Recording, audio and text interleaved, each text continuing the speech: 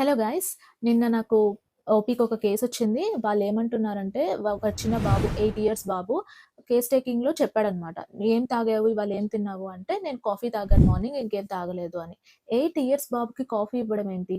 అంత చిన్న పిల్లలకి కాఫీ ఆర్ టీ అసలు మీరెందుకిస్తున్నారు? ఇదే క్వెషన్ నేను పేరెంట్స్‌ని అడిగితే వాళ్ళేమంటున్నారంటే, "మేము అసలు ఇంతకు ముందు అంత ఇచ్చేవాళ్ళం కాదు. ఎప్పుడో ఒకసారి తాగేవాడు. ఈ మధ్య మరీ రోజు ఎక్కువగా అడుగుతున్నాడు. ఇవ్వకపోతే ఏడుస్తున్నాడు" అని చెప్పి అంటున్నారు. అది కంప్లీట్‌గా పేరెంట్స్ మిస్టేక్. మీరసలు ఎందుకు అలవాటు చేశారు? ఒక్కసారైనా ఎందుకిచ్చారు? వాళ్ళకి కనుక టేస్ట్ నచ్చితే దానికి అడిక్ట్ అయిపోతే ఎంత ప్రమాదం జరుగుతుంది? రెగ్యులర్ బేసిస్‌లో కాఫీ ఆర్ టీ తీసుకుంటే పిల్లలకి అందులో ఉండే కెఫెయిన్ వల్ల బ్రెయిన్ అనేది ఓవర్ స్టిమ్యులేట్ అవుతుంది. వాళ్ళు దేని మీద కాన్సంట్రేట్ చెయ్యరు. యాంగ్జైటీ ఎక్కువైపోతుంది. ఆకలి సరిగ్గా వేయదు. Gas problems ఎక్కువైపోతాయి. నిద్ర సరిగ్గా పట్టదు. ఎందుకంటే బ్రెయిన్ అంత స్టిమ్యులేటింగ్‌గా ఉంటుంది కాబట్టి.